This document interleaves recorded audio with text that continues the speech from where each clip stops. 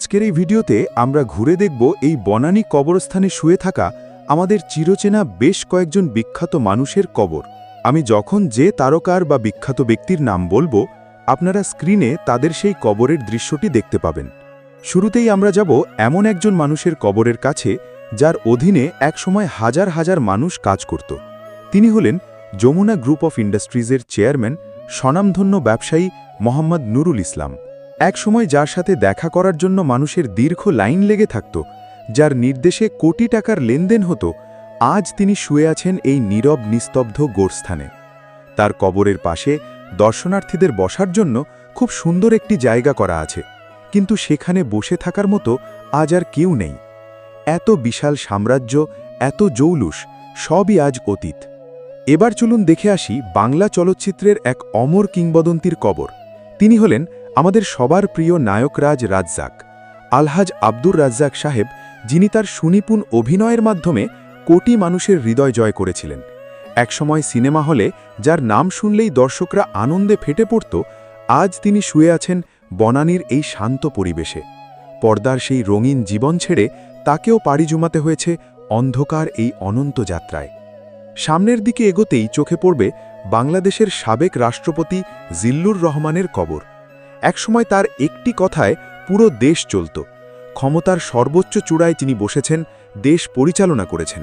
কিন্তু সময়ের পালাবদলে আজ তিনি চিরনিদ্রায় শায়িত। তার কবরটি দেখলে মনে পড়ে যায় পবিত্র কোরআনের সেই অমীয় বাণী, মাটি থেকেই আমাদের সৃষ্টি এবং মাটিতেই আমাদের ফিরে যেতে হবে। বনানী কবরস্থানের একটি অত্যন্ত আবেগঘন এবং অবাক করা দৃশ্য হল জনপ্রিয় চিত্রনায়ক ইলিয়াস কাঞ্চনের কবরের জায়গাটি। এখানে চিরনিদ্রায় শায়িত আছেন তার প্রথম স্ত্রী জাহানারা বেগম, যিনি এক মর্মান্তিক সড়ক দুর্ঘটনায় প্রাণ হারিয়েছিলেন। স্ত্রীর মৃত্যুর পরেই ইলিয়াস কাঞ্চন নিরাপদ সড়ক চাই নামের সেই ঐতিহাসিক আন্দোলন গড়ে তোলেন। তবে সবচেয়ে আশ্চর্যের বিষয় হল, জাহানারা বেগমের কবরের ঠিক পাশেই ইলিয়াস কাঞ্চনের নিজের জন্য কবর আগে থেকেই প্রস্তুত করে রাখা হয়েছে। বেঁচে থাকতেই তিনি নিজের কবরের জায়গা বরাদ্দ করে রেখেছেন এবং মৃত্যুর আগেই সেই কবরের জন্য নিয়মিত ভাড়া গুনছেন। বিষয়টি শুনলে সত্যিই অবাক হতে হয়। একটু ভেতরের দিকে গেলে আমরা দেখতে পাব স্বাধীন বাংলাদেশের প্রথম প্রধানমন্ত্রী তাজউদ্দিন আহমদের কবর। দেশের স্বাধীনতা সংগ্রামে যার অবদান অবিস্মরণীয়, যিনি দেশের প্রথম প্রধানমন্ত্রী হিসেবে দায়িত্ব পালন করেছেন, তার শেষ ঠিকানাও এই বনানী কবরস্থানে। অবাক করা বিষয় হল, মৃত্যুর এত বছর পরও তার কবরের আশপাশে পুলিশের উপস্থিতি চোখে পড়ে। শেষ ঠিকানাতেও তাকে ঘিরে রয়েছে এমন কড়া নিরাপত্তা। এরপর আমরা দেখতে পাব ৯০ দশকের জনপ্রিয় ও ড্যাশিং চিত্রনায়ক সোহেল চৌধুরীর কবর। তার কবরের নেম প্লেটে লেখা রয়েছে সোলায়মান চৌধুরী, যা ছিল তার পারিবারিক নাম, কিন্তু রূপালী পর্দায় তিনি সোহেল চৌধুরী নামেই ব্যাপক পরিচিতি পেয়েছিলেন। ভাগ্যের নির্মম পরিহাসে খুব অল্প বয়সেই তাকে পৃথিবী থেকে বিদায় নিতে হয়েছিল। রূপালী পর্দার সেই ঝলমলে আলো আজ ঢেকে গেছে কবরের অন্ধকারে। কবরস্থানের আরেকটি পরিচিত নাম হল ঢাকা উত্তর সিটি কর্পোরেশনের সাবেক মেয়র আনিসুল হক, যিনি ২০১৫ সালে মেয়র নির্বাচিত হওয়ার পর এই ঢাকা শহরকে এক নতুন রূপে সাজানোর স্বপ্ন দেখেছিলেন এবং অনেক চমৎকার উদ্যোগ নিয়েছিলেন। নগরবাসী আজও তার সুফল ভোগ করছেন, কিন্তু কাজ পুরোপুরি শেষ করার আগেই তিনি না ফেরার দেশে চলে যান। বনানীর এই মাটিতেই তিনি এখন চিরনিদ্রায় শায়িত আছেন। বিলাসবহুল এবং টাইলস করা শত শত কবরের ভিড়ে একটি কবর আপনাদের নজর কাড়বে এর সাধারণ রূপের জন্য। এটি হল বাংলাদেশের সাবেক রাষ্ট্রপতি জিয়াউর রহমান এবং সাবেক প্রধানমন্ত্রী বেগম খালেদা জিয়ার কনিষ্ঠ পুত্র আরাফাত রহমান কোকোর কবর। চারপাশের কবরগুলো অত্যন্ত দামি পাথর আর টাইলসে মোড়ানো থাকলেও তার কবরটি বাঁশ দিয়ে খুব সুন্দর করে ঘেরা। কবরের ভেতরে ফুটে আছে দারুণ সুন্দর কিছু ফুল, যা দেখে যে কারো মন শান্ত হয়ে যাবে। সবশেষে আমরা দাঁড়াব বাংলা চলচ্চিত্রের আরেক জনপ্রিয় নায়ক ও বীর মুক্তিযোদ্ধা জসিমের কবরের সামনে, যার আসল নাম আবুল খায়ের জসিমউদ্দিন। একসময় রূপালী পর্দায় তার অ্যাকশন দেখে দর্শকরা মুগ্ধ হতেন। তিনি শুধু একজন অভিনেতাই ছিলেন না, ছিলেন রণাঙ্গনের এক সাহসী বীর। তবে এখানে এসে যে দৃশ্যটি দেখে সবচেয়ে বেশি কষ্ট লাগে তা হল জসিমের কবরের ঠিক উপরেই তার আদরের ছেলে রাতুলকে কবর দেওয়া হয়েছে। একই জায়গায় শুয়ে আছেন পিতা এবং পুত্র। আসলে ঢাকা শহরে কবরের জায়গার এতই সংকট যে ২০ থেকে ২৫ বছর পর একটা লাশ পুরোপুরি মাটিতে মিশে গেলে ধর্মীয় নিয়ম অনুযায়ী সেই একই কবরের উপর নতুন করে প্রিয়জনকে কবর দেওয়া যায়। প্রিয় বন্ধুরা, এখন আপনাদেরকে আমি দেখাবো যে কোন তারকা কিভাবে মৃত্যুবরণ করেছিল। সেটা এখন আপনাদেরকে দেখাবো। চলুন সেটা দেখে নিই তাহলে। হ্যালো বন্ধুরা, কোন তারকাকে কোন কবরস্থানে দাফন করা হয়েছে আজকের এই ভিডিওর মাধ্যমে আমরা জানতে পারবো। তাহলে চলুন কথা না বাড়িয়ে আমরা জেনে নেই। বুলবুল আহমেদ মারা যান 2010 সালে 70 বছর বয়সে। বুলবুল আহমেদকে আজিমপুর কবরস্থানে পিতামাতার কবরের পাশে সমাহিত করা হয়েছে। নায়ক রহমান মারা যান 2005 সালে 68 বছর বয়সে। পঞ্চগড় জেলা পাটোয়ারি থানা রাশিয়া গ্রামে তার নিজ পারিবারিক কবরস্থানে দাফন করা হয়। জাফর ইকবাল 1992 সালে 41 বছর বয়সে মৃত্যুবরণ করেন। জাফর ইকবালকে আজিমপুরে সাধারণ কবরস্থানে সমাহিত করা হয়েছে। জসিম 1998 সালে 48 বছর বয়সে মৃত্যুবরণ করেন। জসিমকে ঢাকার বনানী কবরস্থানে দাফন করা হয়েছে। নায়ক রাজ রাজ্জাক 2017 সালে 75 বছর বয়সে মৃত্যুবরণ করেন। ঢাকার বনানী কবরস্থানে রাজ্জাককে দাফন করা হয়েছে। ফারুক 2023 সালের 74 বছর বয়সে মৃত্যুবরণ করেন। তুমুলিয়া ইউনিয়নের সোমটিউরি কেন্দ্রীয় জামে মসজিদ পাশে পারিবারিক কবরস্থানে দাফন করা হয় ফারুককে। মান্না 2008 সালে 43 বছর বয়সে মৃত্যুবরণ করেন। টাঙ্গাইলের এলেঙ্গায় পারিবারিক কবরস্থানে চিরনিদ্রায় শায়িত হন নায়ক মান্না। রাজীব 2004 সালে 52 বছর বয়সে মৃত্যুবরণ করেন। ঢাকার উত্তরার 4 নং সেক্টর সিটি কর্পোরেশনের কবরস্থানে তাকে সমাহিত করা হয়। হুমায়ুন ফরিদি 2012 সালে 59 বছর বয়সে মৃত্যুবরণ করেন। হুমায়ুন ফরিদিকে মিরপুর শহীদ বুদ্ধিজীবী কবরস্থানে দাফন করা হয়। নাসির খান 2007 সালে 47 বছর বয়সে মৃত্যুবরণ করেন। ঢাকা জুরাইন কবরস্থানে নাসির খানকে দাফন করা হয়। আদিল 2015 সালে 70 বছর বয়সে মৃত্যুবরণ করেন। মাঝদাইরে পৌর কবরস্থানে রাষ্ট্রীয় মর্যাদায় দাফন করা হয় আদিলকে। সাত্তার 2020 সালে 62 বছর বয়সে মৃত্যুবরণ করেন। নারায়ণগঞ্জের রূপগঞ্জে পারিবারিক কবরস্থানে সাত্তারকে দাফন করা হয়। সুহেল চৌধুরী 1998 সালে 35 বছর বয়সে মৃত্যুবরণ করেন। ঢাকার বনানী কবরস্থানে তাকে দাফন করা হয়েছে। দিলদার 2003 সালে 58 বছর বয়সে মৃত্যুবরণ করেন। ঢাকার ডেমরায় অবস্থিত সানারপাড় এলাকায় পারিবারিক কবরস্থানে দিলদারকে দাফন করা হয়। দিতি 2015 সালে 50 বছর বয়সে মৃত্যুবরণ করেন। নারায়ণগঞ্জের সোনারগাঁয়ের দত্তপাড়া গ্রামে পারিবারিক কবরস্থানে দিতিকে দাফন করা হয়। সাদেক বাচ্চু 2020 সালে 65 বছর বয়সে মৃত্যুবরণ করেন। খিলগাঁয়ের তালতলা কবরস্থানে দাফন করা হয় সাদেক বাচ্চুকে। কবরী 2021 সালে 70 বছর বয়সে মারা যান। ঢাকার বনানী কবরস্থানে দাফন করা হয় কবরীকে।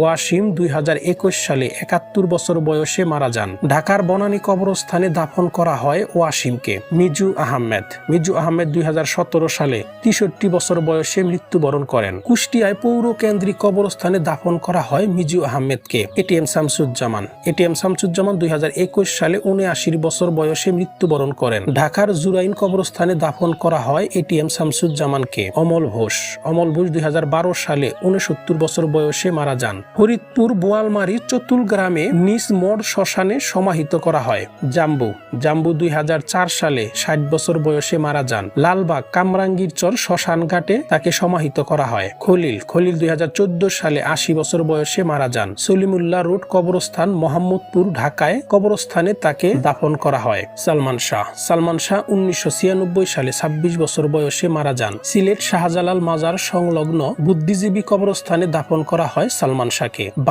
বাবর 2019 সালে 61 বছর বয়সে মারা যান। মিরপুর বুদ্ধিজীবী কবরস্থানে দাফন করা হয় বাবরকে। এন্ড্রু কিশোর 2020 সালে 64 বছর বয়সে মারা যান। রাজশাহী সিএমবি রোড খ্রিস্টান কবরস্থানে দাফন করা হয় এন্ড্রু কিশোরকে। শ্যামা 1997 সালে 23 বছর বয়সে মারা যান শ্যামা। আজিমপুর কবরস্থানে দাফন করা হয় শ্যামাকে। মিতানুর 2013 সালে 42 বছর বয়সে মারা যান মিতানুর। ঢাকার বনানী কবরস্থানে দাফন করা হয় মিতানুরকে। শাহিন আলম 2021 সালে 58 বছর বয়সে মারা যান শাহিন আলম। বনানী কবরস্থানে দাফন করা হয় শাহিন আলমকে।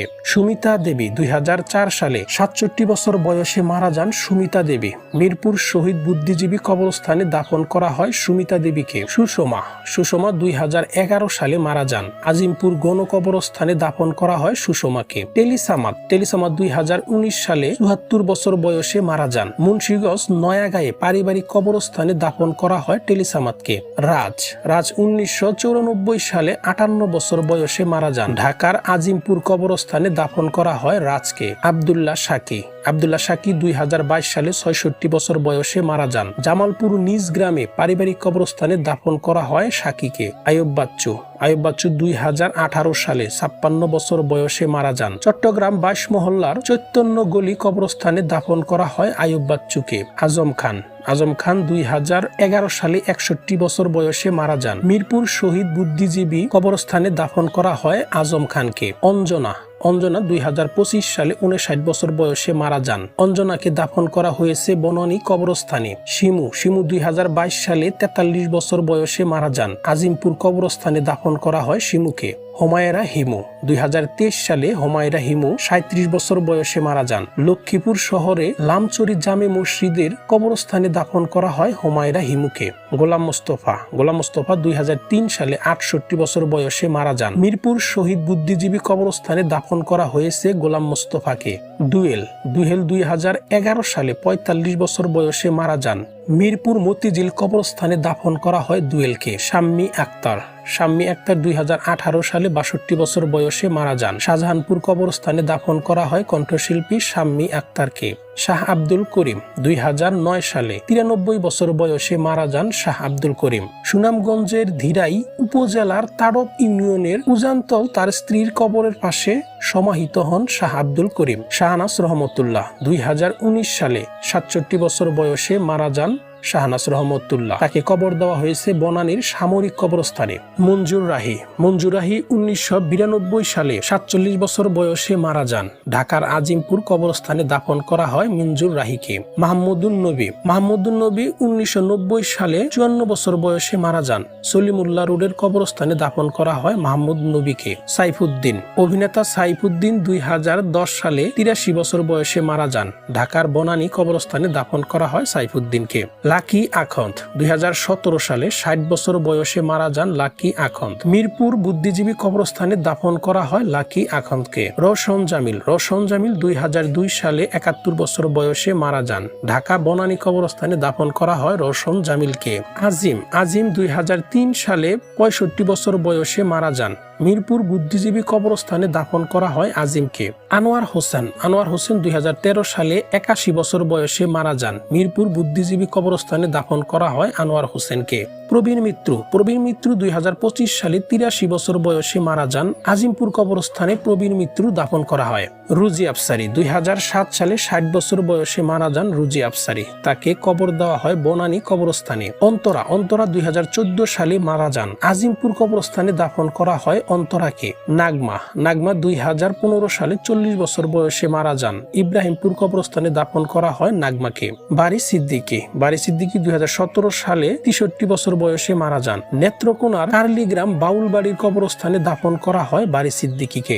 মিঠুন 2015 সালে 64 বছর বয়সে মারা যান। সাতক্ষীরা জেলা আশাশুনি থানা দুর্গাপুর গ্রামে কবরস্থানে দাফন করা হয়। শর্মিলী আহমেদ 2022 সালে 75 বছর বয়সে মারা যান। বনানী কবরস্থানে দাফন করা হয় শর্মিলী আহমেদকে। আহমেদ রুবেল 2024 সালে 55 বছর বয়সে মারা যান। গাজীপুর সিডি কবরস্থানে দাফন করা হয় আহমেদ রুবেলকে। খালিদ হাসান মিলু 2005 সালে মারা যান 44 বছর বয়সে।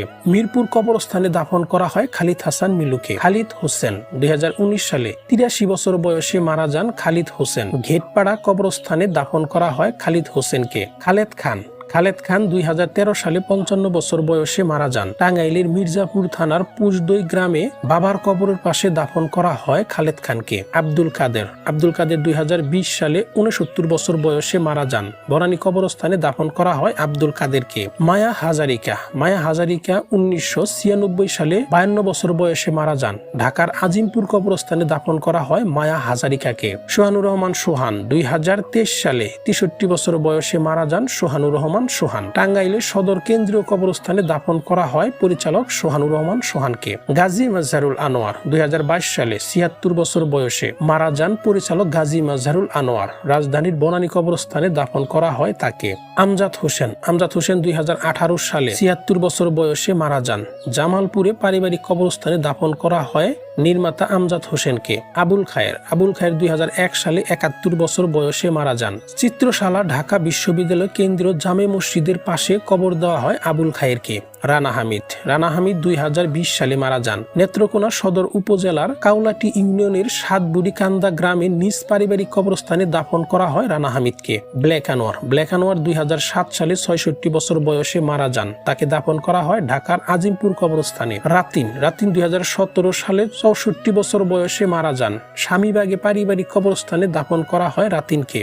চ্যালেঞ্জার 2010 সালে 51 বছর বয়সে মারা যান। পাইকপাড়া ধামরাই কবরস্থানে দাফন করা হয় চ্যালেঞ্জারকে। হুমায়ুন আহমেদ 2012 সালে 63 বছর বয়সে মারা যান। নিজের গড়া নুহাসপল্লীর লিচু বাগান নামে একটি স্থানে তাকে কবর দেওয়া হয়। কালা আজিজ 2019 সালে 65 বছর বয়সে মারা যান। রাজধানীর উত্তরার কাওলার স্থানীয় একটি কবরস্থানে তার স্ত্রীর পাশে দাফন করা হয় কালা আজিজকে। মায়াঘোষ 2019 সালে মারা যান। যশোরের নীলগঞ্জ শ্মশানে শবদাহ করা হয়। আব্দুল জব্বার 2017 সালে 78 বছর বয়সে মারা যান। আজিমপুর কবরস্থানে দাফন করা হয় আব্দুল জব্বারকে। শওকত আকবর 2000 সালে 87 বছর বয়সে মারা যান। তিনি লন্ডনে বসবাস করতেন। তাকে লন্ডনে মুসলিম কবরস্থানে দাফন করা হয়। হাসিবুল ইসলাম মিজান 2019 সালে 62 বছর বয়সে মারা যান। মোহাম্মদপুর কবরস্থানে তার স্ত্রীর পাশে সমাহিত করা হয় পরিচালক হাসিবুল ইসলাম মিজানকে। শহীদুল ইসলাম খোকন 2016 সালে 58 বছর বয়সে মারা যান। বরিশালের পারিবারিক কবরস্থানে দাফন করা হয় শহীদুল ইসলাম খোকনকে। সাইফুল আজম কাশেম মারা যান 2019 সালে। পরিচালক সাইফুল আজম কাশেমের কবর দেওয়া হয় ঢাকার বনানী কবরস্থানে।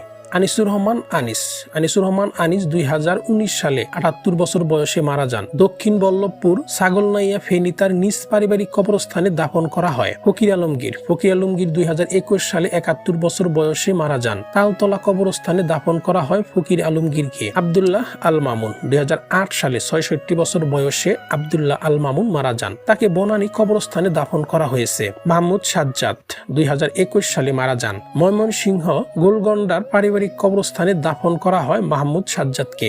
সালেহা আহমেদ 2019 সালে 83 বছর বয়সে মারা যান সালেহা আহমেদ। হায়দ্রাবাদ গণ কবরস্থানে দাফন করা হয় এই অভিনেতাকে।